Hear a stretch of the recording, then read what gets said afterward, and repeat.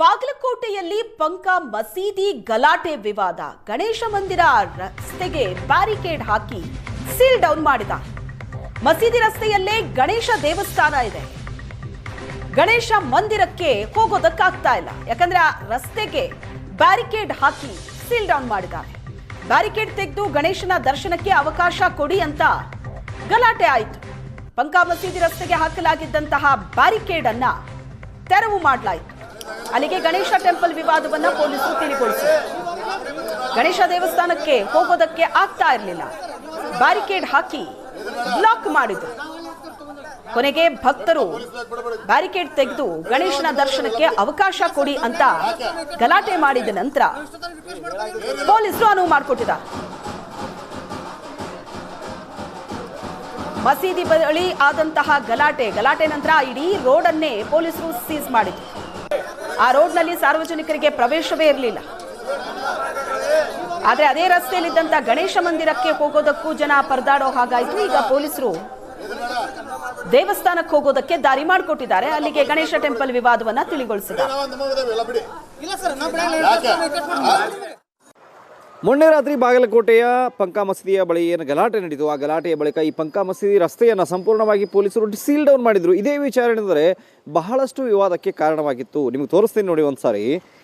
ಇಲ್ಲಿ ಏನಿದೆ, ನೀವೇನು ಆ ಬ್ಯಾರಿಕೇಡನ್ನು ನೋಡ್ತಾ ಇದ್ರಿ, ಆ ಭಾಗದಲ್ಲಿ ಏನಂದರೆ ಸಂಪೂರ್ಣವಾಗಿ ಬ್ಯಾರಿಕೇಡಿಂದ ಹಾಕಿ ಈ ಪಂಕ ಮಸೀದಿ ರಸ್ತೆಯನ್ನು ಏನಿದೆ, ಈ ರಸ್ತೆಯನ್ನು ಸಂಪೂರ್ಣವಾಗಿ ಪೊಲೀಸರು ಸೀಲ್ ಡೌನ್ ಮಾಡಿದ್ದಾರೆ. ಅಂದರೆ ಯಾವುದೇ ಸಾರ್ವಜನಿಕರಿಗೆ ಇಲ್ಲಿ ಪ್ರವೇಶವನ್ನು ಕೊಟ್ಟಿರಲಿಲ್ಲ. ಆದರೆ ಆ ಪಂಕ ಮಸೀದಿ ಏನು ಇದೆ ಅಲ್ಲಿ ನೋಡ್ತಾ ಇದ್ರಿ, ಅಲ್ಲಿ ಏನಂದರೆ ನಮಾಜ್ಗೆ ಅವಕಾಶ ಇತ್ತು. ನಿನ್ನೆ ಏನಂದರೆ ಕೆಲವೊಬ್ಬರು ಬಂದು ನಮಾಜನ್ನು ಮಾಡಿದರು, ಜುಮ್ಮಾದ ನಮಾಜನ್ನು ಅಲ್ಲಿ ಮುಗಿಸಿದ್ರು. ಆದರೆ ಇಲ್ಲಿ ಏನಂದರೆ ಈ ನಡುವೆ ಆ ಬ್ಯಾರಿಕೇಡು ಆ ಮಸೀದಿ ನಡುವೆ ಏನಂತಂದರೆ ಒಂದು ಗಣೇಶ ದೇವಸ್ಥಾನ ಇತ್ತು. ಇದು ಏನಂತಂದರೆ ಸಂಪೂರ್ಣವಾಗಿ ಇಲ್ಲಿ ಭಕ್ತಾದಿಗಳಿಗೆ ನಿರ್ಬಂಧವನ್ನು ಹೇರಲಾಗಿತ್ತು. ಅಂದರೆ ಯಾವುದೇ ಭಕ್ತರು ಬರೋ ಹಾಗಿಲ್ಲ, ಒಳಗಡೆ ಯಾರು ಪ್ರವೇಶ ಇಲ್ಲ ಅನ್ನೋ ರೀತಿಯಾಗಿ ಸಂಪೂರ್ಣವಾಗಿ ಬಂದ್ ಮಾಡಲಾಗಿತ್ತು ಈ ಗಣೇಶ ದೇವಸ್ಥಾನದ ಹತ್ರ. ಇದು ಏನಂದ್ರೆ ಸಾಕಷ್ಟು ವಿವಾದಕ್ಕೆ ಕಾರಣವಾಗಿತ್ತು.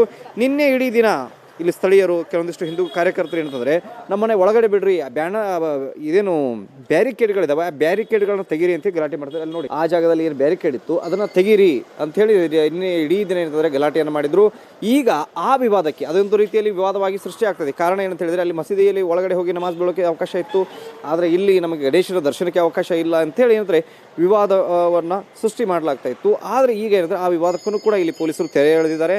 ಒಂದು ಕಡೆಗೆ ಈಗಾಗಲೇ ನೀವು ನೋಡ್ಬೋದು ಪೂಜೆ ಅರ್ಚನೆಗಳು ಆರಂಭವಾಗಿದ್ದಾವೆ, ಅಲ್ಲಿನ ಬ್ಯಾರಿಕೇಡ್ಗಳು ತೆರವಾಗಿದ್ದಾವೆ, ಸಾರ್ವಜನಿಕರು ಈಗ ಅಡ್ಡಾಡ್ಬೋದು. ಇಡೀ ಪಂಕ ಮಸೀದಿ ರಸ್ತೆಯನ್ನು ಈಗ ಓಪನ್ ಮಾಡಿಬಿಡಲಾಗಿದೆ. ಅದೇನು ಸೀಲ್ ಡೌನ್ ರೀತಿಯಲ್ಲಿ ಏನು ಹಾಕಿದ್ರು, ಆ ಸೀಲ್ ಮಾಡಿದರು, ಅದೆಲ್ಲವನ್ನು ಓಪನ್ ಮಾಡಿ ಈಗ ಸಾರ್ವಜನಿಕರ ಓಡಾಟಕ್ಕೂ ಕೂಡ ಅವಕಾಶ ಮಾಡಿಕೊಟ್ಟಿದ್ದಾರೆ. ಅದೇ ರೀತಿಯಾಗಿ ಭಕ್ತರು ಬಂದು ಈಗ ನಿನ್ನೆ ಇಡೀ ದಿನ ಭಕ್ತರು ಬರೋಕ್ಕೆ ಸಾಧ್ಯವಾಗಿದ್ದಿಲ್ಲ ಇಲ್ಲಿ ಒಳಗಡೆ. ಇವತ್ತು ಏನಿದ್ರೆ ಭಕ್ತರು ಬರ್ತಾ ಇದ್ದಾರೆ, ಗಣೇಶನ ದರ್ಶನವನ್ನು ಮಾಡ್ತಾ ಇದ್ದಾರೆ, ಇಲ್ಲಿ ಆಶೀರ್ವಾದವನ್ನು ಪಡಿತಾ ಇದ್ದಾರೆ. ಈಗ ಇಲ್ಲಿ ಅರ್ಚಕರಿದ್ದಾರೆ, ಅವರೇ ಮಾತನಾಡ್ಸೋಣ. ಮತ್ತು ಕೆಲವೊಂದು ಅಡೆತಡೆಗಳು ಅಂತಂದರೆ ಅಲ್ಲಲ್ಲಿ ಗಾಡಿ ಹಚ್ಚಿರ್ತಾರೆ, ಮತ್ತು ಇವು ಪೊಲೀಸರು ಕೆಲವೊಂದೆಲ್ಲ ಅವ್ರ ರೀತಿ ದರ್ಶನಕ್ಕೆ ಅವಕಾಶ ಮಾಡಿಕೊಡಿ ಅಂತ ಜನರೆಲ್ಲ ವಿನಂತಿ ಮಾಡ್ಕೊಂಡಿದ್ದಾರೆ.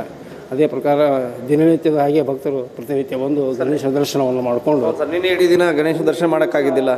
ಒಂದು ಕಡೆ ಮಸೀದಿಯೊಳಗೆ ನಮಾಜ್ಗೆ ಅವಕಾಶ ಕೊಡ್ತಾರೆ, ಇಲ್ಲಿ ಕೊಡ್ತಾನೆ ಇಲ್ಲ ಅಂತೇಳಿ ಸ್ಥಳೀಯರೆಲ್ಲ ಗಲಾಟೆ ಮಾಡಿದ್ರು. ನಿನ್ನೆ ದಿವಸ ಸ್ವಲ್ಪ ಒಂದು ವಾತಾವರಣ ಬಿಗಿವಿನ ವಾತಾವರಣ ಕೈಗೊಂಡಿತ್ತು. ಮತ್ತು ಇವಾಗ ಮಾಮೂಲಾಗಿ ಎಂದಿನಂತೆ ಪೂಜೆ ಎಲ್ಲ ಪೂಜೆ ಕಾರ್ಯಕ್ರಮಗಳು ನಡೀತಾ ಇದ್ದಾವೆ, ಭಕ್ತರು ಬರ್ತಾ ಇದ್ದಾರೆ.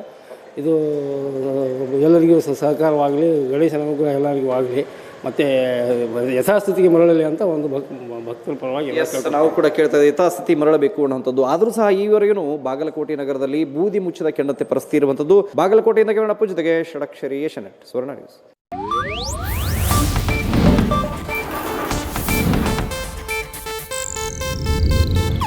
ಇದು ಏಷ್ಯಾನೆಟ್ ನ್ಯೂಸ್ ನೆಟ್ವರ್ಕ್ ಪ್ರಸ್ತುತಿ.